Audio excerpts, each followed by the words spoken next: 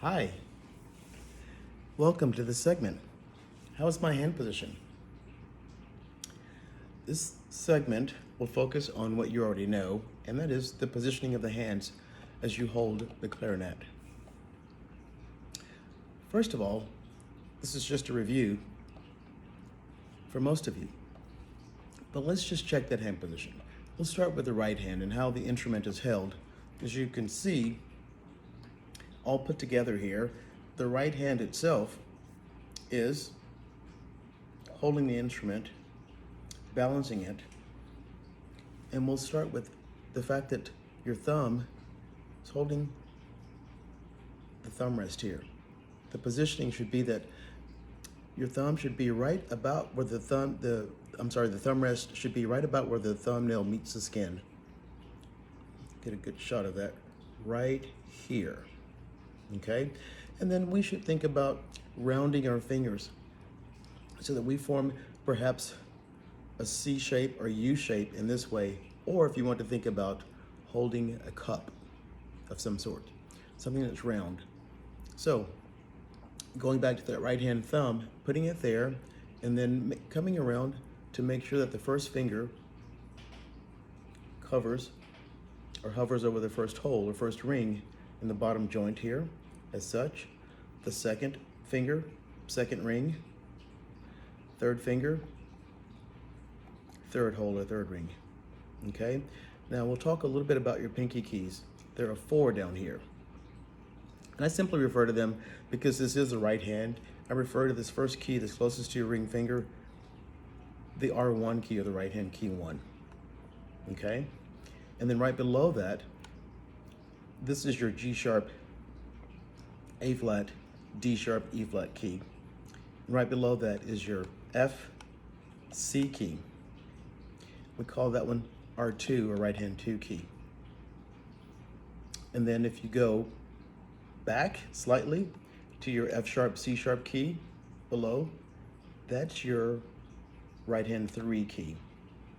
And then just below that, we'll label that as your right hand 4 key, and that's your low E and B key. So if you think about that, 1, 2, 3, 4. 1, 2, 3, 4. It'll take you some time to build some flexibility between the pinky and the ring finger. As you can see, it's not that easy to stretch without tightening.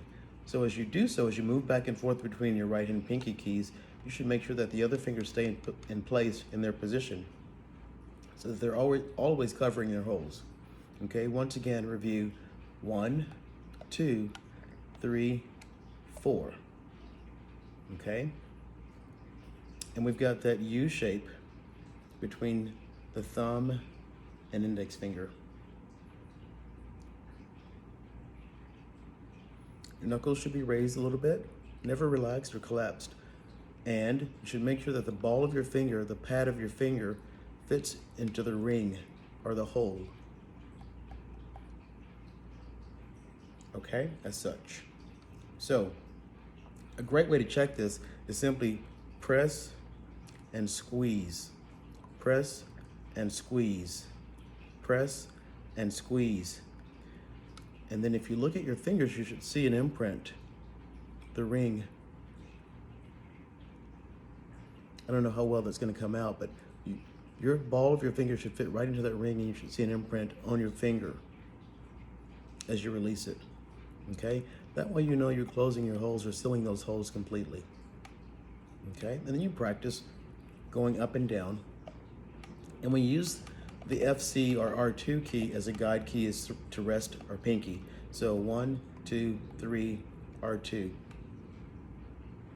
It's a little bit more natural for us. Okay? So you can practice 1, 2, 3, pinky. Lift, lift, lift, lift.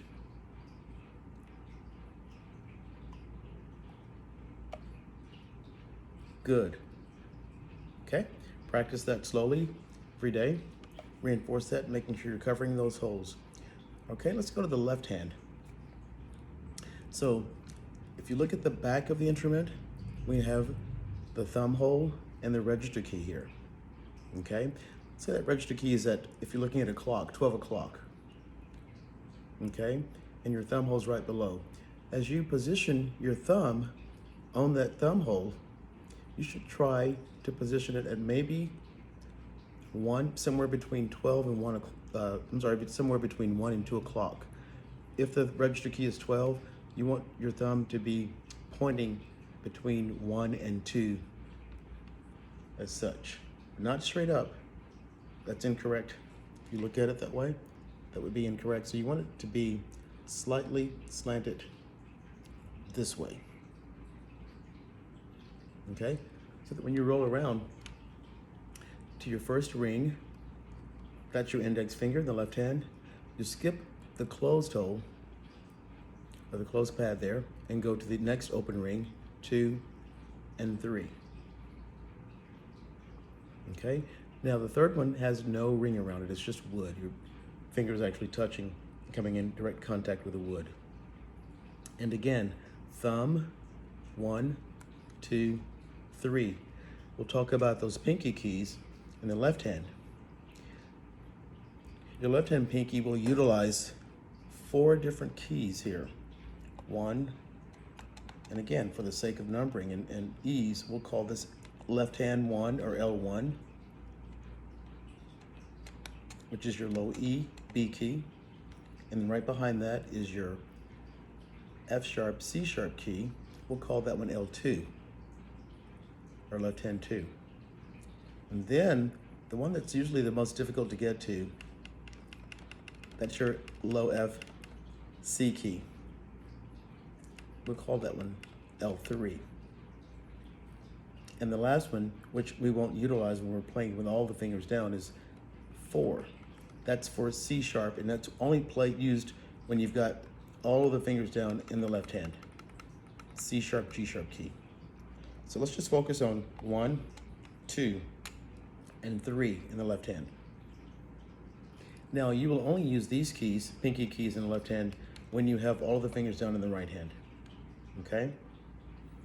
And you can have the pinky down in the right or not, but you can still play and use these keys, utilize these keys with just pinky, 1, 2, 3. 1, 2, 3. Okay? And the same thing goes for the left hand. The rounded C shape or U shape. And making sure the knuckles are raised and everything's flat but not collapsed. Just rounded knuckles to fit into those rings. A great exercise to practice is just popping, hearing the pop sound as you cover your holes.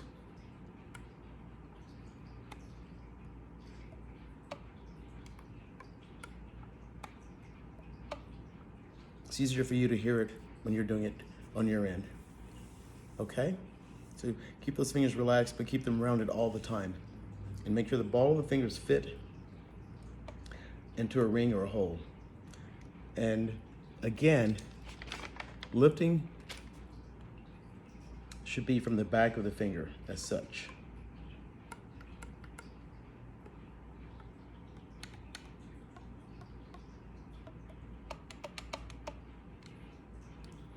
So now, I'm going to show you a little exercise with the right hand, utilizing your right hand pinkies. Starting with right hand 1, or 1, 2, 4, 3, so that we're going clockwise. Okay?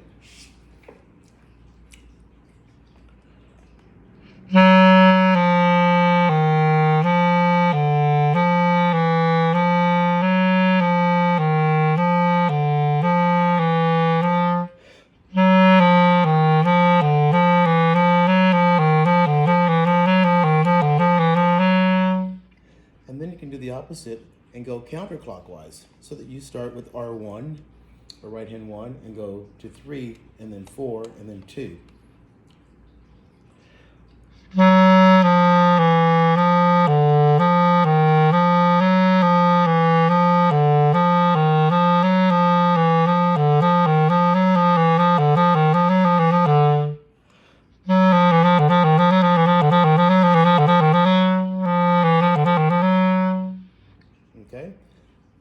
great exercise to build flexibility there in the pinky and making sure those other holes or the other fingers are covering the holes and staying covered as you do so.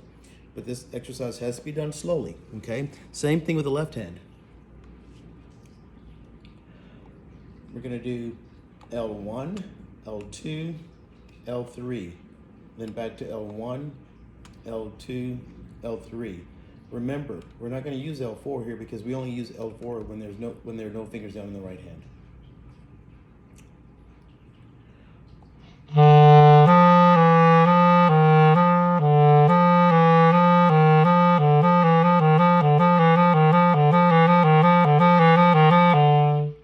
And then we do it backwards.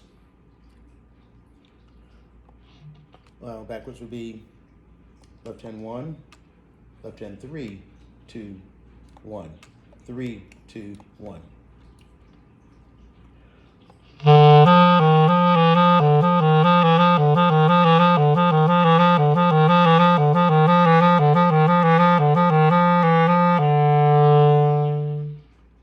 Okay? And again, these exercises should be done on a regular basis and done slowly at first until you feel very comfortable moving a little faster each time. Okay, next, we're going to practice covering those holes. Now, that exercise I just gave you is when you feel really good about having the holes covered. Obviously, at your level, you're able to do that already. But you want to practice the popping sound from the top to the bottom, going down from F to E, low E.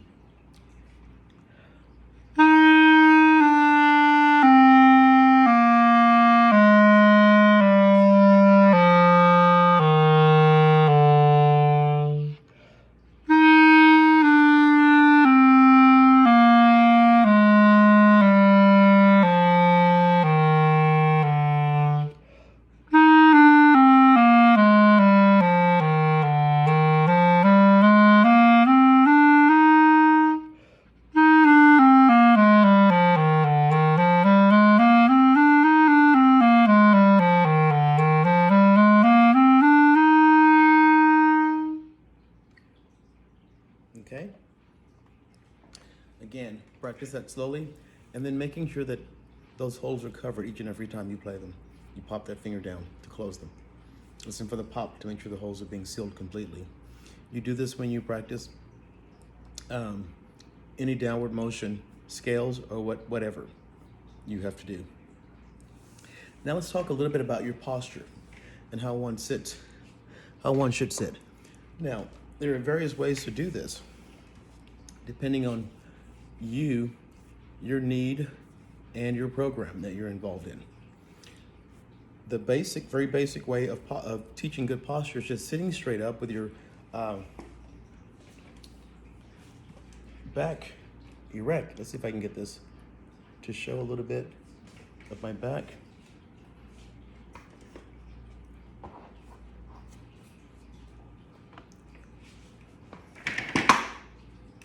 So, totally erect back here. Both feet are flat on the floor. And hopefully you have a chair that will allow you to put both feet flat on the floor. Now, some people will be able to sit back in their chairs and still, depending on the type of chair that you have, still have good posture, keeping your back erect, keeping it straight. Now, the problem with some, though, is when you go back, sit all the way back, your feet don't touch the floor. And that probably has to do with height and depending on how tall or short you are. That's okay. The important thing is that you keep your back straight and keep it erect as much as possible. Try to keep both feet flat on the floor. Now, once you are a more advanced player, you might feel better with your legs extended or stretched out slightly so that you can relax. But we try not to play with the bell between our knees too much because it can affect the sound, especially as you play low. But as much as possible, keep your shoulders relaxed, keep your head up, and always make sure the clarinet comes to you. Bring the clarinet to you, but you're not going to the clarinet. like such. So you're sitting erect, good posture, and you bring the instrument to you each and every time. Some of you might use a neck strap to help with this, just to keep the instrument in a nice position, keep it balanced in the same position, so that you don't have to always try to search to find where you want to go. It stays there. There's nothing wrong with using an neck strap. It actually is very helpful, especially in the long run, to prevent injury and to help really take some of the weight off of that right thumb that's holding the instrument. Okay? So feel free to do that. Just always make sure you're sitting as tall as you can, and you can sit with both feet flat on the floor.